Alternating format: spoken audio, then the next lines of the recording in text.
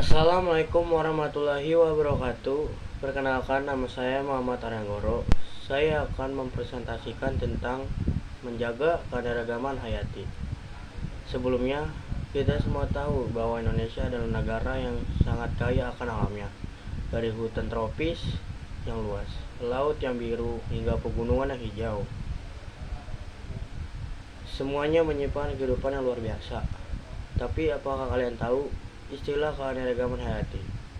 Ya, itu adalah kekayaan alam berupa berbagai macam makhluk hidup yang hidup di sekitar kita.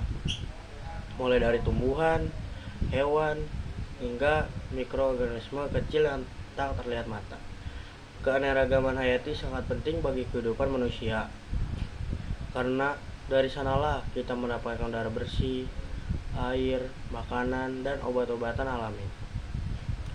Tanpa keanekaragaman hayati, bumi tidak akan seimbang. Kehidupan manusia bisa terancam.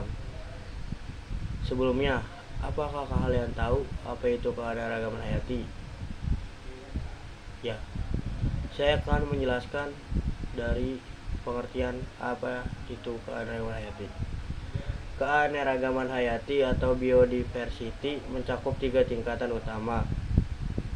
Tingkatan pertama yaitu keanekaragaman genetik, yaitu perbedaan dan gen dalam satu spesies. Misalnya berbagai jenis padi atau mangga yang memiliki rasa atau bentuk berbeda. Dan tingkatan yang kedua, keanekaragaman jenis, yaitu banyaknya spesies hewan dan tumbuhan yang hidup di suatu wilayah. Tingkatan yang ketiga, keanekaragaman ekosistem, yaitu beragamnya lingkungan tempat makhluk hidup tinggal, seperti hutan, sungai, pantai, dan pegunungan. Dan juga Indonesia disebut sebagai mega biodiversity country, artinya negara dengan keanekaragaman hayati tertinggi di dunia. Kita punya lebih dari 30.000 jenis tumbuhan dan 350 jenis spesies hewan, dan banyak diantaranya tidak bisa ditemukan di negara lain. Contoh, flora dan fauna khas Indonesia. Di daerah tempat tinggal, banyak flora dan fauna menarik. Sebagai contoh, flora, pohon meranti. Pohon besar sering ditemukan di hutan tropis Indonesia. Kayunya kuat dan sering digunakan untuk bahan bangunan. Yang kedua, anggrek bulan, bunga nasional Indonesia yang cantik dan sering tumbuh di pepohonan besar dengan warna putih keunguan. Selanjutnya ada fauna. Hewan fauna adalah elang Jawa, burung yang menjadi lambang negara kita. Garuda, elang Jawa hanya hidup di Pulau Jawa dan jumlahnya semakin sedikit. Rusa Timor, hewan pemakan rumput yang hidup di padang rumput dan hutan terbuka. Rusa ini sering diburu untuk diambil daging dan tanduknya. Flora dan fauna ini punya peran penting dalam menjaga keseimbangan alam. Misalnya, pohon membantu menghasilkan oksigen, sementara hewan membantu menyebarkan biji, menjaga rantai makanan. Dan ancaman terhadap keanekaragaman hayati. Misalnya, kekayaan alam Indonesia kini menghadapi banyak ancaman. Beberapa di antaranya adalah: yang pertama, penambangan hutan liar, illegal logging. Banyak hutan ditebang tanpa izin untuk dijadikan lahan perkebunan atau pemukiman, sehingga habitat hewan hilang dan mengusir rumah dari asalnya. Yang kedua, perburuan liar. Hewan langka diburu untuk dijual, dijadikan peliharaan, atau diambil bagian tubuhnya. Kebakaran hutan. Sering terjadi pembukaan lahan dengan cara dibakar, menyebabkan ribuan hewan kehilangan tempat tinggal. Pencemaran lingkungan. Sampah, plastik, limbah pabrik, dan penggunaan pestisida merusak ekosistem air maupun tanah. Yang kelima, perubahan iklim. Suhu bumi yang makin panas membuat banyak spesies tidak dapat bertahan hidup di habitatnya.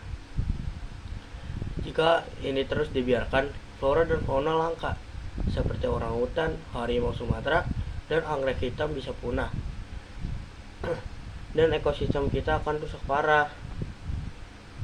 Upaya pelestarian bisa kita lakukan. Walau masalahnya besar, kabar baiknya adalah setiap orang bisa ikut menjaga alam.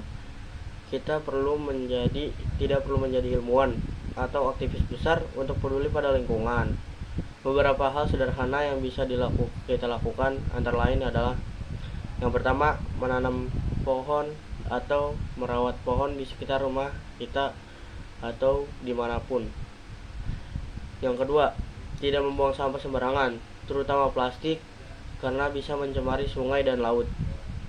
Yang ketiga, menghemat kertas dan air agar tidak terlalu banyak pohon ditebang dan sumber air tidak cepat habis. Yang keempat, tidak membeli hewan langka atau hasil hutan ilegal. Yang kelima, mengikuti kegiatan lingkungan seperti kerja bakti, kampanye penanaman pohon, atau daur ulang sampah. Yang keenam, edukasi teman dan keluarga tentang pentingnya menjaga keanekaragaman hayati.